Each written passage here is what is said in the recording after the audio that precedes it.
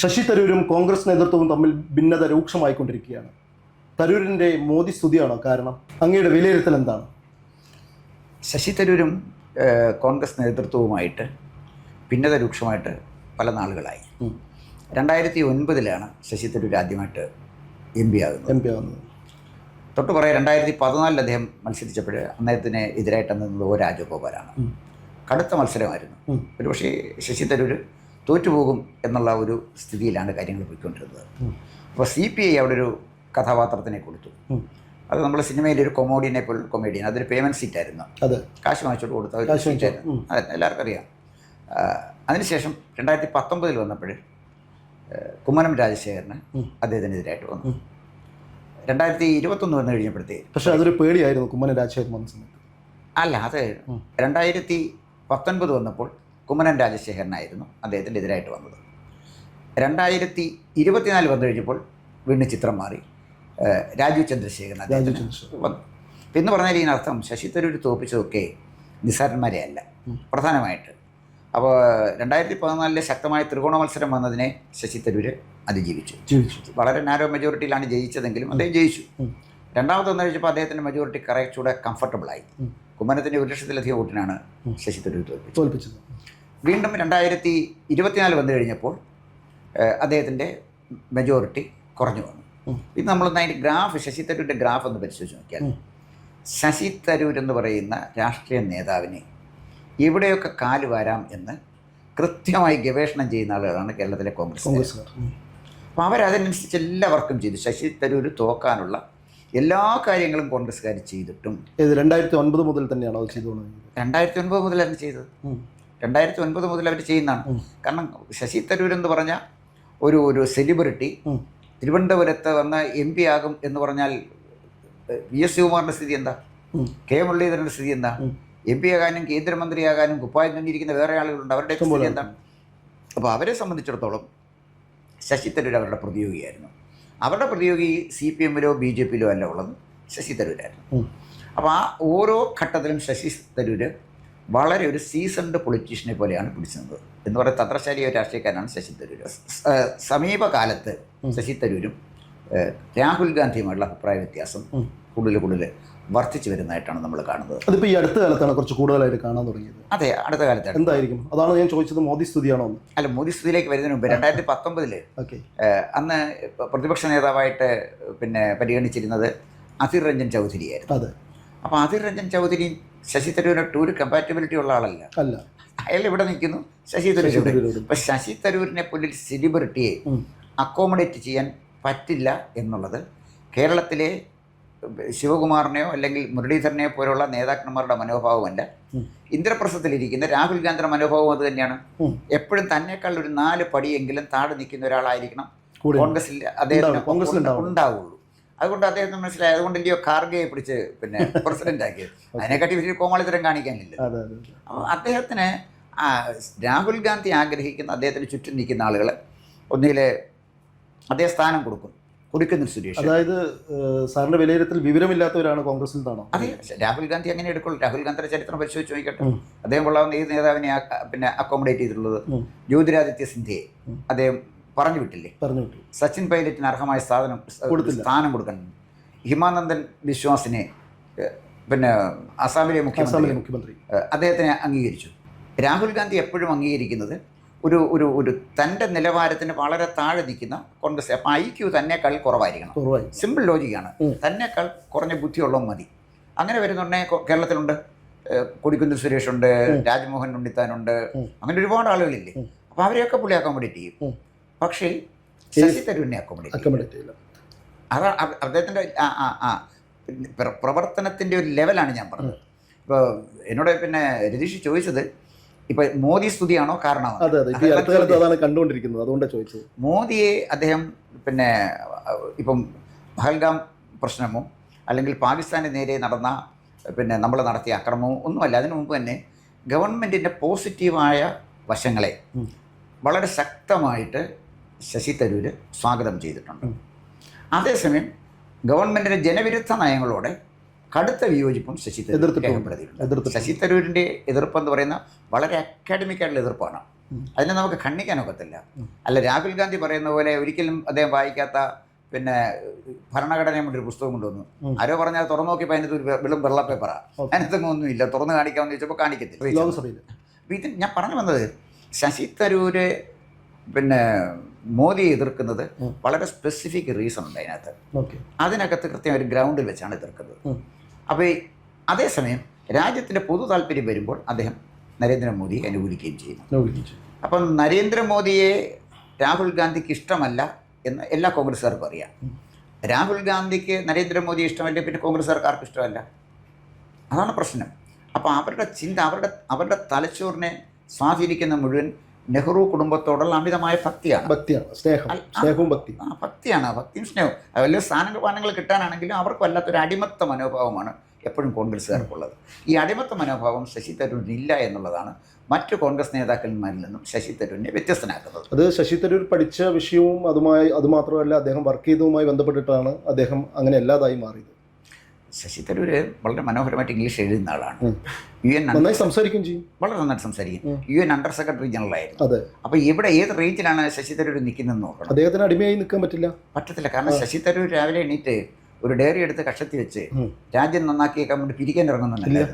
അപ്പോൾ അങ്ങേർക്ക് കൃത്യമായ ഒരു എക്സ്പീരിയൻസ് ഉണ്ട്, കൃത്യമായ വീക്ഷണവുമുണ്ട്. അപ്പോൾ അങ്ങയുടെ വിലയിരുത്തൽ ശശി തരൂർ മോദി നല്ല ഭരണകർത്താവായത് കൊണ്ടാണ് നിൽക്കുന്നു എന്നുള്ളതാണ്. ശശികണ്ട മോദി ഇച്ഛാശക്തിയുള്ള ഒരു രാഷ്ട്രീയ നേതാവും ഒരു ഭരണകർത്താവും രാജ്യത്തിനെ നയിക്കാൻ എല്ലാ തരത്തിലും അനുയോജ്യനായ ഒരാളാണെന്ന് ശശി തരൂരിൻ്റെ മനസാക്ഷിക്ക് ബോധ്യമായതുകൊണ്ടാണ് ശശി തരൂർ മോദി അംഗീകരിക്കുന്നത്.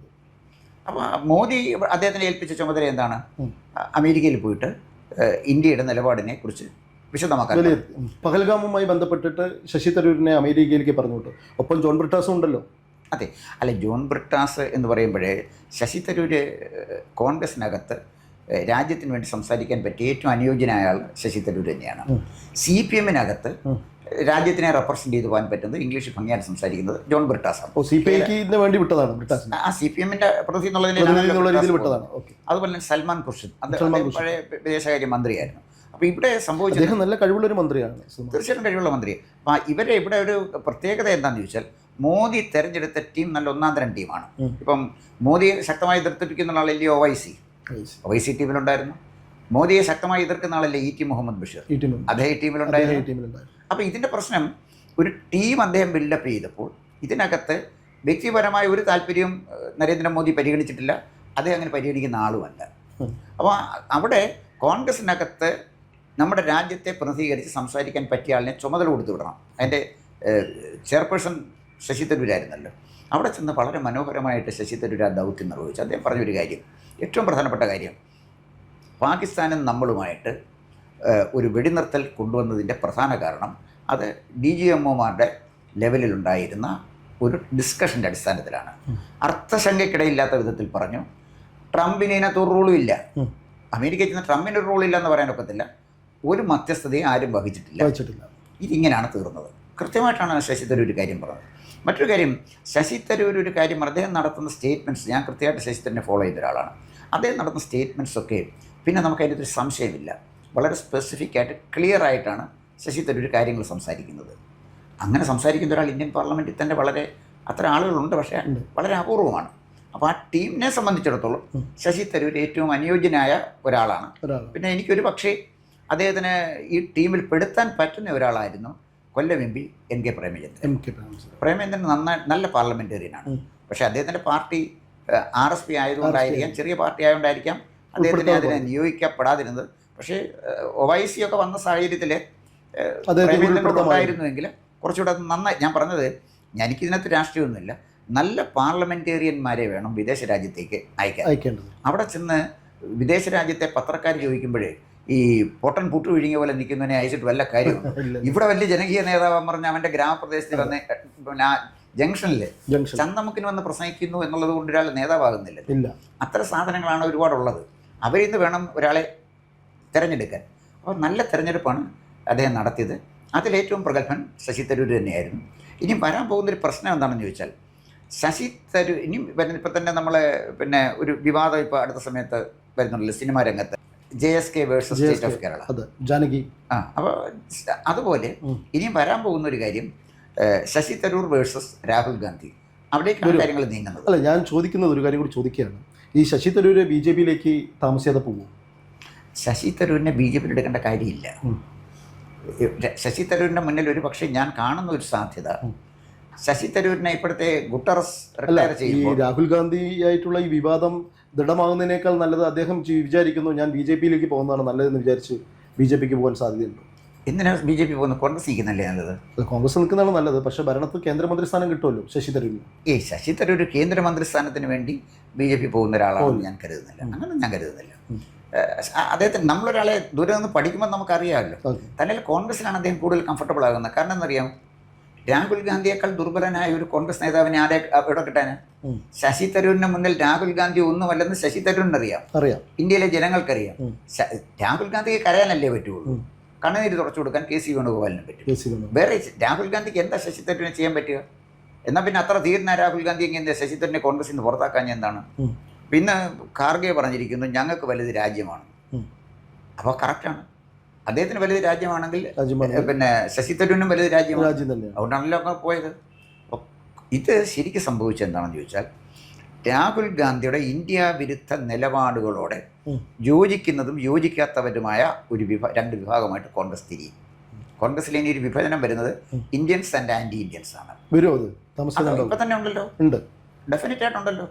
രാഹുൽ ഗാന്ധിയുടെ വിരുദ്ധ നിലപാടിനെ പ്രതിഷേധിച്ചല്ലേ ഗുലാം നബി ആസാദ് വിട്ടുപോയത് അല്ലേ? ഇപ്പൊ തന്നെ സൽമാൻ ഖുർഷിദ് എന്താ പറഞ്ഞത്? 370-ാം വകുപ്പ് റദ്ദാക്കിയതിന് ശേഷമാണ് ശരിക്കും കാശ്മീരിൽ സമാധാനമുണ്ടായത്, വികസനമുണ്ടായത്. സൽമാൻ ഖുർഷിദാണ് പറയുന്നത്. ആലോചിച്ച് നോക്കണം. ശശി തരൂർ പറയുന്നത് എന്താണ്?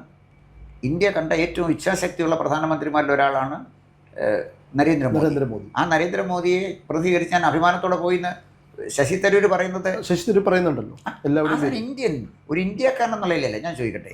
നമ്മളൊക്കെ വ്യക്തിപരമായിട്ട് ഞാൻ നരേന്ദ്രമോദിയെ വളരെ ബഹുമാനിക്കുന്ന ഒരാളാണ് എന്ന് മാത്രമല്ല, ഇന്ത്യ കണ്ട പ്രധാനമന്ത്രിമാരിൽ ഞാൻ ഏറ്റവും ബഹുമാനിക്കുന്ന പ്രധാനമന്ത്രി ആരാണെന്ന് ചോദിച്ചാൽ ഞാൻ കണ്ണുമടച്ച് നരേന്ദ്രമോദി. അതിന് തർക്കം എന്നുള്ളൊരു കാര്യമില്ല. ഇപ്പം ആരെന്ത് പറഞ്ഞാലും, ചാണകമാണെന്നോ സംഖ്യയാണെന്നോ ഏതെങ്കിലും എങ്ങനെയൊക്കെ പറഞ്ഞാലും ശരി, നരേന്ദ്രമോദിയോട് വലിയ ബഹുമാനമുള്ള ഒരാളാണ് ഞാൻ. കാരണം എൻ്റെ രാജ്യത്തെ പ്രതികരിക്കാൻ ഇതിനേക്കാൾ പറ്റിയൊരു നേതാവ് എൻ്റെ ജീവിതകാലത്ത് ഇതുവരെ വന്നില്ല. നാളെ വരുമെന്ന് എനിക്കറിഞ്ഞില്ല. അപ്പം ഞാൻ പറഞ്ഞു വന്നത്, എനിക്ക് മോദിയോട് തോന്നിയ ഒരു ബഹുമാനം, മോദിയെ നിത്യം കാണുന്ന, ഞാൻ അദ്ദേഹത്തെ കണ്ടിട്ടില്ല. ഞാൻ മോദിയുടെ ഒരു പ്രസംഗവും കേൾക്കാൻ പോയിട്ടില്ല, TV-യിലേ കണ്ടിട്ടുള്ളൂ. അദ്ദേഹം പങ്കെടുക്കുന്ന ഒരു യോഗത്തിലും തിരക്ക് കൂട്ടി അവിടെ നിന്ന് പോയി കാണാനും ഞാൻ പോയിട്ടില്ല. പക്ഷേ നരേന്ദ്രമോദി എന്ന് പറയുന്ന എൻ്റെ പ്രധാനമന്ത്രിയെ, എൻ്റെ രാജ്യത്തിൻ്റെ പ്രധാനമന്ത്രിയെ വിലയിരുത്താൻ നേരിൽ കാണണമെന്നില്ലല്ലോ, നമുക്കല്ലാതെ തന്നെ പറ്റുമല്ലോ. അപ്പോൾ നിത്യവും നേരിൽ കണ്ടുകൊണ്ടിരിക്കുന്ന ശശി തരൂരിനെ തീർച്ചയായിട്ടും അദ്ദേഹത്തോട് ബഹുമാനം തോന്നുന്നു.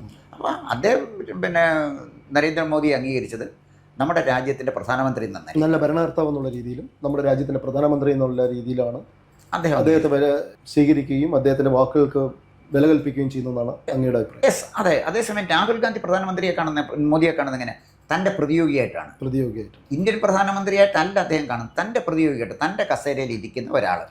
അത് പരമ്പരാഗതമായിട്ട് തൻ്റെ അപ്പൂപ്പനും അമ്മൂമ്മയ്ക്കും അച്ഛനും ഒക്കെ കിട്ടിയ കസേരയാണിത്. അതുകൊണ്ട് ഞാനാണ് ആ കസേരയിൽ കയറി ഇരിക്കേണ്ടത്. അതുകൊണ്ട് എൻ്റെ കസേരയിൽ കയറി അർഹതയില്ലാത്ത ഒരാൾ ഇരിക്കുന്നു എന്നാണ് രാഹുൽ ഗാന്ധി വിചാരിച്ചിരിക്കുന്നത്. പിന്നെ രാഹുൽ ഗാന്ധിയെ സംബന്ധിച്ചിടത്തോളം അടിസ്ഥാനപരമായി അദ്ദേഹം ഒരു ആൻറ്റി ഇന്ത്യനാണ്. അല്ലെങ്കിൽ വിദേശ രാജ്യത്ത് പോയി നമ്മളെ ചീത്ത വിളിക്കാൻ പോവില്ല. അപ്പോൾ കോൺഗ്രസിനകത്ത് ശശി തരൂരും രാഹുൽ ഗാന്ധിയുമായിട്ടുള്ള അഭിപ്രായ വ്യത്യാസമല്ല. കോൺഗ്രസിനകത്ത് 2 ഡിവിഷനുണ്ട്, ഇന്ത്യൻസ് ആൻഡ് ആൻറ്റി ഇന്ത്യൻസ്. അതിൽ ഇന്ത്യക്കാരായ കോൺഗ്രസ്സുകാരെ പ്രതികരിക്കുന്ന, ദാറ്റ് മീൻസ് രാജ്യസ്നേഹികളായ കോൺഗ്രസ്സുകാരെ പ്രതികരിക്കുന്ന ആൾ ശശി തരൂരാണ്. രാജ്യവിരുദ്ധരായ കോൺഗ്രസ്സുകാരെ പ്രതികരിക്കുന്ന ആൾ രാഹുൽ ഗാന്ധിയാണ്. രാഹുൽ ഗാന്ധിക്ക് ശശി തരൂരിനെ ഒന്നും ചെയ്യാൻ പറ്റില്ല. ശശി തരൂർ ഇനിയും കോൺഗ്രസ്സിൽ തുടരും. അദ്ദേഹത്തിന് ഇഷ്ടമുള്ള പ്രസ്താവന ചെയ്യും. മോദിയെ കാണണമെങ്കിൽ മോദിയെ കാണും. ഇനിയും മോദി അയച്ചാൽ അദ്ദേഹം ഏത് ദൗത്യം വേണമെങ്കിലും ഏറ്റെടുക്കും. രാഹുൽ ഗാന്ധിക്ക് ഒരു ചുക്കും ചുണ്ണാമ്പും ശശി തരൂർ എന്ന് പറയുന്ന നേതാവിനെ ചെയ്യാൻ പറ്റില്ല. കൂടുതൽ വാർത്തകളും വിശേഷങ്ങളും നേരിട്ട് ലഭിക്കാൻ ജനങ്ങളിൽ നിന്ന് ജനങ്ങളിലേക്ക് ജനഭൂമി ന്യൂസ് സബ്സ്ക്രൈബ് ചെയ്യൂ. ബെൽ ബട്ടൺ അമർത്താനും മറക്കരുത്.